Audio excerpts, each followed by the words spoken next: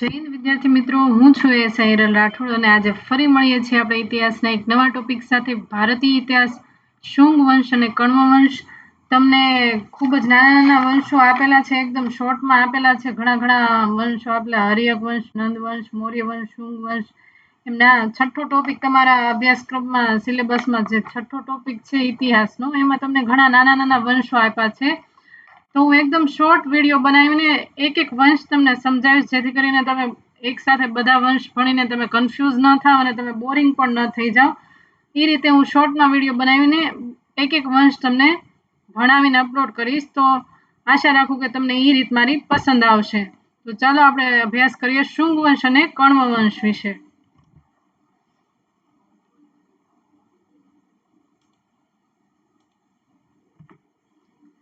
શુંગ વંશ ઈસવીસન પૂર્વે બીસી લખ્યું છે, એટલે બિફોર કાસ્ટ.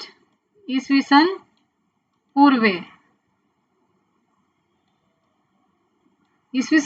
સમયગાળો તમારે ખાસ યાદ રાખવાનો છે. ઈસવીસન આ એનસીઆરટી થકીનો સમયગાળો છે. ઈસવીસન પૂર્વે 185 થી ઈસવીસન પૂર્વે 149. નંદવંશની માહિતી પુરાણ બાણભદ્રનું હર્ષચરિત, પતંજલિનું મહાભાષ્ય. અહીંયા તમારે બાણભટ્ટ આવશે.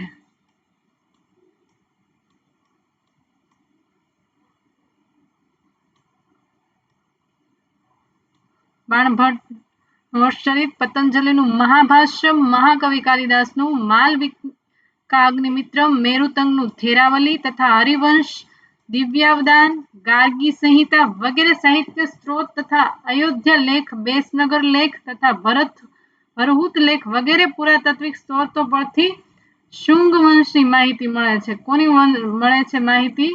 શુંગ વંશની માહિતી. આ ખાસ તમારે યાદ રાખવા પોઈન્ટ છે કે શેમાંથી શુંગ વંશની માહિતી મળે છે. નીચેના પૈકી કયા લેખોમાંથી શુંગ વંશની માહિતી મળે છે? તો તમને આ બધા લેખો પણ આપી શકે છે.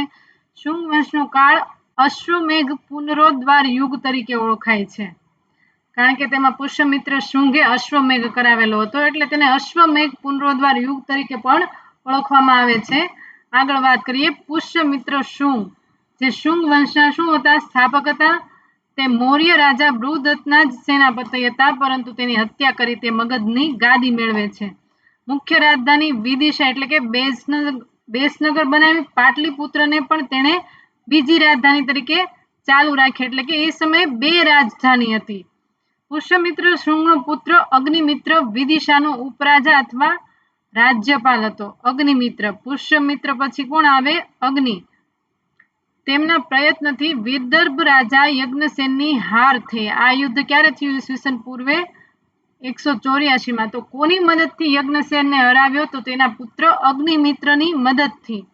પતંજલિ જે પુષ્યમિત્ર શુંગના પુરોહિત હતા,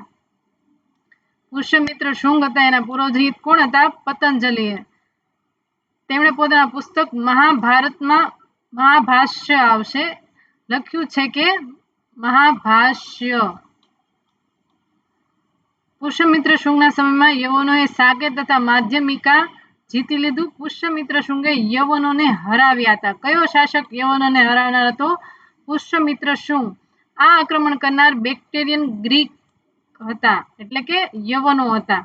આમ તેમનું સામ્રાજ્ય ક્યાં સુધી ફેલાયેલું? તો ખાસ યાદ રાખવા જેવું, હિમાલયની દક્ષિણ, ભારત બહાર સુધી, પશ્ચિમમાં પંજાબથી પૂર્વમાં મગધ સુધી ફેલાયેલો હતો. મૌર્ય શાસન વ્યવસ્થા અનુસાર જ તેમણે પોતાના રાજ્યનું સંચાલન કર્યું હતું. આગળ વાત કરીએ પુષ્યમિત્ર શુંગ વિશે હજી પણ વધારે માહિતી. ધન દેવતા અયોધ્યા અભિલેખ મુજબ પુષ્યમિત્ર શુંગે 2 અશ્વમેઘ કરાયા હતા. આગળ આપણે વાત કરી કે અશ્વમેઘ પુનરોદ્ધાર તરીકે આ યુગને ઓળખવામાં આવે છે, જેના પુરોહિત કોણ હતા? પતંજલિ હતા. પુષ્યમિત્ર શુંગ બૌદ્ધના વિરોધી હતા એવું કહેવાય છે. તેમણે અશોકની જેમ ખ્યાતિ મેળવવા માટે અશોકે જે બનાવેલા સ્તૂપો હતા તેનો નાશ કરી બૌદ્ધ ધર્મનો નાશ કરવાની પ્રતિજ્ઞા લીધી. તેઓ પાટલીપુત્રના કુક્કુટારામ મહાવિહારોનો પણ તેને નાશ કરવા ગયા. ત્યારે એક ભયાનક ગર્જના થતા ભયથી નાસી ગયા, પરંતુ અન્ય ઘણા સ્તૂપો તથા વિહારોને તેમણે સળગાવી દીધા. ભિક્ષુઓની હત્યા પણ કરી દીધી. તેનો ઉલ્લેખ બૌદ્ધ ગ્રંથ દિવ્યાવદાન તથા તિબ્બતી ઇતિહાસકાર તારાનાથના વિવરણમાં મળે છે. પરંતુ સાંચી તથા ભરતહૂતના જે સ્તૂપના નિર્માણનું શ્રેય પુષ્યમિત્ર શુંગને જાય છે. તેના દરબારમાં કેટલાક મંત્રીઓ બોધ પણ હતા, તેથી ઉપરોક્ત કહાની સત્ય હોય કે ન પણ હોઈ શકે, કે તેઓ પહેલા બોધ વિરોધી હશે, પછી સમય જતા તે સહિષ્ણુ પણ બન્યા હશે.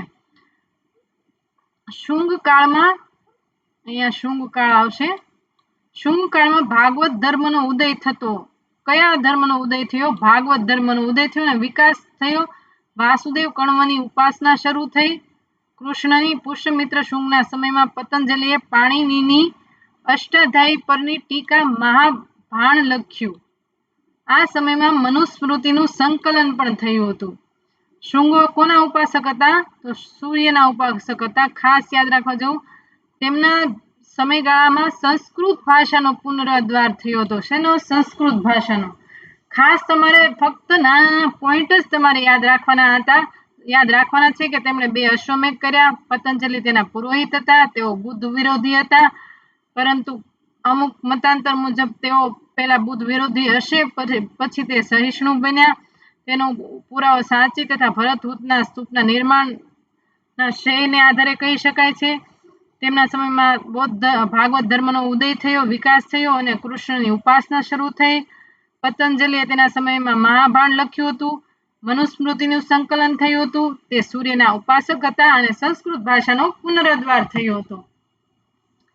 હવે પુષ્યમિત્ર શુંગના ઉત્તરાધિકારીઓ, એટલે પુષ્યમિત્ર શુંગ પછી કોણ આવે છે? અગ્નિમિત્ર. પુષ્યમિત્ર શુંગનો પુત્ર હતો. તેમના પછી સિંહાસન પર બેઠા મહાકવિ કાલિદાસના નાટક માલવિકાગ્નિમિત્રમાં તેમની પ્રેમ કથા છે. વસુમિત્ર, જે અગ્નિમિત્રનો પુત્ર હતો, તે ગાદી પર બેઠા. તેમણે યવન રાજાને સિંધુ નદીના તટ પર હરાવ્યા. તેનો ઉલ્લેખ શેમાં છે? કાલિદાસના માલવિકાગ્નિમિત્રમ નાટકમાં છે. નૃત્ય જલસા વખતે તેમની હત્યા થઈ તેવો ઉલ્લેખ હર્ષચરિતમાં છે. ત્યારબાદ વજ્રમિત્ર આવે છે. તેના પહેલા અંધક, પુલિંદક અને ગોપ રાજા બન્યા હતા. ત્યાર પછી વજ્રમિત્ર રાજા બન્યા. ભાગભદ્ર આવે છે, શુંગ વંશનો 9મો રાજા. આ રાજા તમારે ડીપલી કરવાની જરૂર નથી, પરંતુ તમને એમના નામ યાદ હોવા જોઈએ, કે પૂછાઈ શકે નીચેનામાંથી કયા શુંગ વંશના રાજાઓ છે. તેના શાસનકાળમાં 14 વર્ષ સુધી તક્ષશિલામાં યવન રાજા એન્ટિયાલકીડ્સના રાજદૂત હેલિયોડોરસે ભાગવત ધર્મ અપનાવ્યો તથા બેસનગર એટલે કે વિદિશામાં ગરુડ સ્તંભ બનાવ્યો અને ભાગવત વિષ્ણુની પૂજા કરી. છેલ્લે કોણ હતા? દેવભૂતિ. શુંગ વંશનો 10મો તથા છેલ્લો રાજા અત્યંત વિલાસી રાજા હતો. તેની અમાત્યા વાસુદેવ કણવએ તેના જ અમાત્ય જે વાસુદેવ કણવ હતા તેની હત્યા કરીને કણવ વંશની સ્થાપના કરે છે. હવે આના વંશના રાજાઓ યાદ રાખવાની, તો પુષ્પ હતું તે અગ્નિમાં પડી ગયું. અગ્નિ કેમાં મળી જાય છે? ધરતી પર. એટલે ધરતીને શું કહેવાય? વસુ, એટલે વસુમિત્ર. વસુમિત્રમાંથી વજ્રની રચના થઈ. વજ્રની રચના થઈ તો તેના ભાગ પડ્યા, એટલે કે ભાગભદ્ર. અને ભાગ પડ્યા તો પછી દેવભૂતિમાં મળી ગયા, બધા દેવને પામી ગયા. એ રીતે તમારે યાદ રાખવાના છે. આગળ વાત કરીએ શુંગ વંશની કલા, સ્થાપત્ય તથા સંસ્કૃતિ. તો સંસ્કૃત ભાષાનો પુનરુદ્ધાર થયો હતો. પતંજલિએ પુષ્યમિત્ર શુંગના દરબારી પુરોહિત હતા. પાણિનિના સૂત્ર પર મહાભાષ્ય લખ્યું. લોકોને શિષ્ટ ગણતા. જેઓ અભ્યાસ વિના સંસ્કૃત બોલી શકતા હોય તેમને પતંજલિ શું સમજતા? શિષ્ટ સમજતા. મનુસ્મૃતિનું સંકલન થયું હતું. ભાગવત ધર્મનો સ્વીકાર કર્યો હતો, જેનું ઉદાહરણ હેલિયોડોરસ દ્વારા મળે છે. ભરતહૂતની સ્તૂપ પથ્થરના પાયા પર પાકી ઈંટનો બનેલો 80 સ્તંભનો બનેલ હતો, જે અશોકના સમયે બન્યો હતો. ભરતહૂતનો જે સ્તૂપ છે, પરંતુ તેની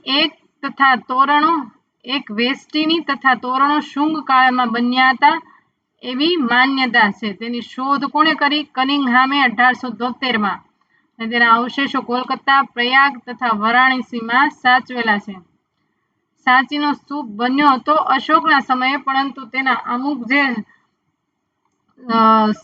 તેના જે અમુક શિલા હતી, જે અમુક તેના સમયમાં નિર્માણ થયેલું હતું, તોરણો જેવી વસ્તુ, તે શુંગ વંશમાં બની હતી. શુંગ વંશમાં તેની વેદિકા કાષ્ઠની જગ્યાએ પાષાણની બની હતી. જેમાં શાલ ભંજિકા નામની સ્ત્રી મૂર્તિ આવેલી છે. શુંગ કાળમાં મથુરામાં શૈલ દેવગૃત એટલે કે મંદિર બન્યું તથા શાલ તોરણ પણ બન્યા. શુંગ કાળથી જ કુંભારોએ મૂર્તિ બનાવવા માટે સાચા એટલે કે ઢાંચાનો સૌ પ્રથમ ઉપયોગ કર્યો. આગળ વાત કરીએ હજી તો જેમ વાત કરી કે છેલ્લો રાજા દેવભૂતિ હતો, તેના અમાત્ય કણવ વાસુદેવ કણવ હતો, જેણે અમાત્યની હત્યા કરી દેવભૂતિની હત્યા કરી પોતે કણવ વંશની સ્થાપના કરે છે. ઈસવીસન પૂર્વે 75 થી ઈસવીસન પૂર્વે 30. શુંગ વંશના છેલ્લા રાજા દેવભૂતિની તેણે હત્યા કરી દીધી અને પોતે શાસન કરે છે. તેમની હત્યા વાસુદેવ કણવે કરી મગધમાં કણવ વંશની સ્થાપના કરી. અહીંયા કણવ વંશ આવશે. કણવ વંશની સ્થાપના કરી. તે પણ એક બ્રાહ્મણ વંશનો હતો. હર્ષચરિત મુજબ દેવભૂતિ ગણિકા નૃત્ય જલસામાં અતિ આસક્ત તથા કામુક અવસ્થામાં હતા ત્યારે સૌના વેશમાં જઈને તેની હત્યા કરી હોવાનો ઉલ્લેખ જોવા મળે છે. વાસુદેવ કુલ 9 વર્ષ શાસન કર્યું હતું. તેના પછી ભૂમિમિત્ર, નારાયણ તથા છેલ્લા રાજા સુશર્મા વગેરે રાજાઓ હતા. પુરાણ મુજબ આંધ્ર સાતવાહન વંશના રાજા શિમુકે સુશર્મા દ્વારા હત્યા થઈ. શિમુકે મગધને આંધ્રમાં ભેળવી દીધું. કણવ વંશ વિશે બસ તમને આટલી જ માહિતી મળે છે. ખૂબ લાંબી માહિતી તમને મળતી નથી, છતાં પણ તમને યુવા ઉપનિષદમાંથી જો વધારે ડીપમાં માહિતી મળે તો તમે નોટ ડાઉન કરી શકો છો. ત્યાં સુધી આપણે નેક્સ્ટ વિડીયો માટે આપ સૌ યુટ્યુબ ચેનલ સાથે જોડાયેલા રહો. આશા રાખું કે તમને આ શોર્ટ વિડીયો દ્વારા ઘણું બધું સમજાતું હશે ને ઘણું બધું જાણવા મળતું હશે. મારો એવો જ પ્રયત્ન રહેશે કે તમને હરેક ટોપિક કવર કરાવું, જેથી કરીને તમારા કોઈ ટોપિક છૂટે નહીં. ત્યાં સુધી મારી યુટ્યુબ ચેનલ સાથે જોડાયેલા રહો. લાઈક કરો, શેર કરો અને સબસ્ક્રાઈબ કરો. Thank you. જય હિન્દ, જય ભારત.